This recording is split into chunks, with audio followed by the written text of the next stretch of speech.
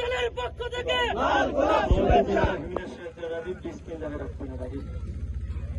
আজকে সকাল থেকে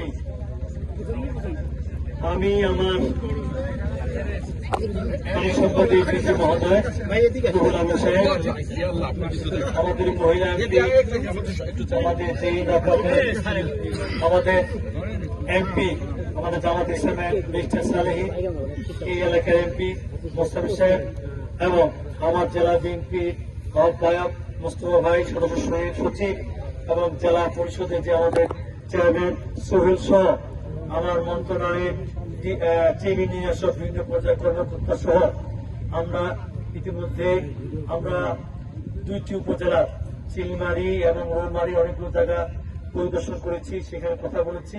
এখানে রাজীবপুরের সেরেই আমরা গাইবান্ধা প্রবেশ করব। আমি যেটুকু বলতে চাই, যে কথাগুলো সবখানে বলেছি, যে আমার তারেক রহমান সরকার এবং তারেক রহমানের নির্দেশে আজকে আমি এখানে এসেছি। এসার মেন কারণ হচ্ছে এটাই, আমরা ইতিমধ্যে খবর পেয়েছি যে বিশেষ করে বন্যায় আমাদের এই কুড়িগ্রাম এবং গাইবান্ধার অনেকগুলো এলাকা ভেঙে যাচ্ছে এবং সেগুলো নদীতে বিলীন হয়ে যাচ্ছে। ইতিমধ্যে কুড়িগ্রাম জেলায় আমরা 93টি আমরা এমার্জেন্সি জরুরি কাজের প্রকল্প হাতে নিয়েছি, যার মধ্যে আমাদের 26টা বাদে প্রায় আমাদের 65 থেকে 66টা ইতিমধ্যে আমরা বাস্তবায়ন করেছি বা বাস্তবায়ন পথে। যে কয়টা আছে সে কয়টা আমরা শুরু করবো।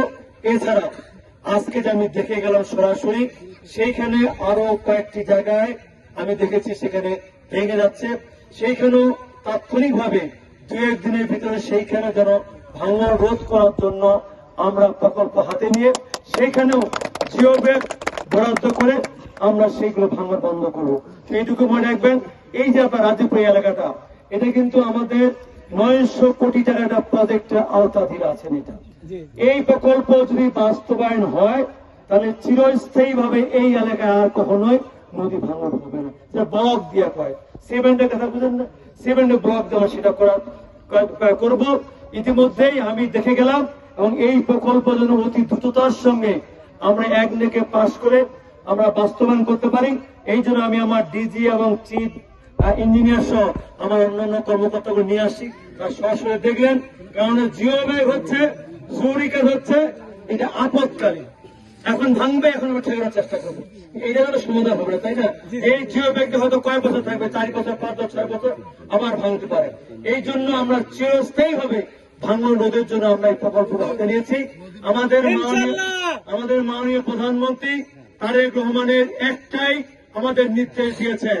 উনি বলেছেন, যেখানে যা দরকার তোমাদের সেই মন্ত্রণালয় থেকে সেগুলো নিয়ে তোমরা আমার ওই নদী কূলে যে বসবাস করে উপকূলে আমার সেই সাধারণ মানুষ, তারা যেন পানিবন্দী না হয়, তাদের ঘর বাড়িতে বিলীন না হয়, তারা যেন অসহায় না হয় এবং তারা যেন সর্বশান্ত না হয়।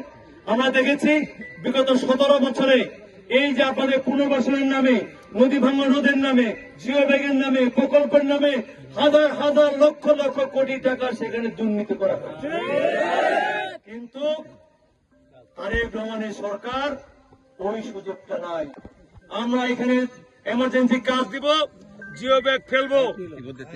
আবার ঠিক আছে, আমাদের এইখানে সংসদ সদস্য আছেন, সংসদ সদস্য আছেন, ওনার নেতৃত্বে 2 সদস্য, ইউনো মহোদয় আছে, ওনার নেতৃত্বে 2 সদস্য, এবং আমরা আমাদের যে একজন ইঞ্জিনিয়ার আছেন তার নেতৃত্বে 2 সদস্য, অর্থাৎ এই 6 জন সদস্য মনিটরিং করবেন। বিগত দিনে এমন ছিল 100 ব্যাগ জিও ব্যাগ ফেলে 300 ব্যাগের বিল করে নিয়ে যায়, এবং আমাদের বিরুদ্ধে আমাদের সঙ্গে কথা ছিল, আরে পানি সম্পদ মন্ত্রণালয় পানিতে ফেললেই আমার টাকা, সেই দিন আর কখনো ফিরে আসবে না। তারেক রহমান সরকারের কথা একটাই, ওই যে জিও ব্যাগ ফেলবো ওই টাকাটা কার? জনগণ থেকে আপনারা জমি খাজনা দেন, ঘরের খাজনা দেন, ট্যাক্স দেন, সেই টাকা তো সরকারের কোষাগারে সংগৃহীত হয়, সেখান থেকে তো আপনাদের আমরা জিও ব্যাগ বরাদ্দ দেই। তাহলে শুধু এমপি, ইউনো আর পানি সম্পদ মন্ত্রণালয় কেন? আপনাদের দায়িত্ব নয়?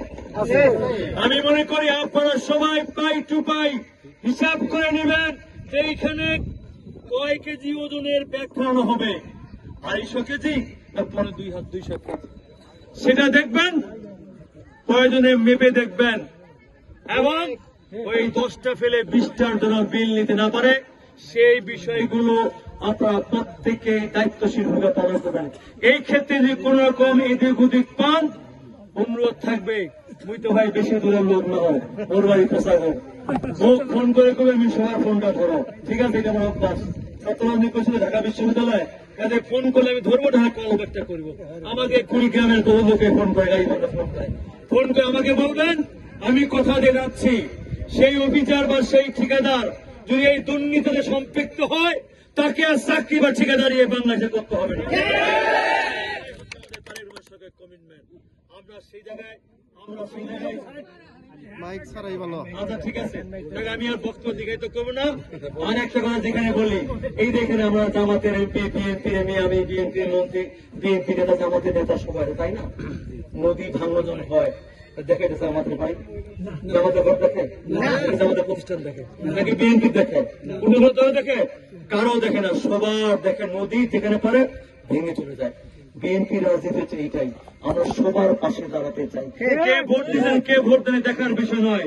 আমরা আরো 4.5 বছর সরকার থাকবো, সেই 4.5 বছরে আমাদের কাজ কর্ম যদি মানুষ পছন্দ করে, সামনে নির্বাচন হবে, সেই নির্বাচন যদি জনগণ আমাদের খুশি লাগে আমাদের ভোট দেবে, আর নাহলে আমাদের থেকে ভোট দেবে, আমাদের কোনো আপত্তি নেই। আমরা দেশ থেকে সেই দিকে, সেই গণতন্ত্রে নিয়ে যেতে চাই।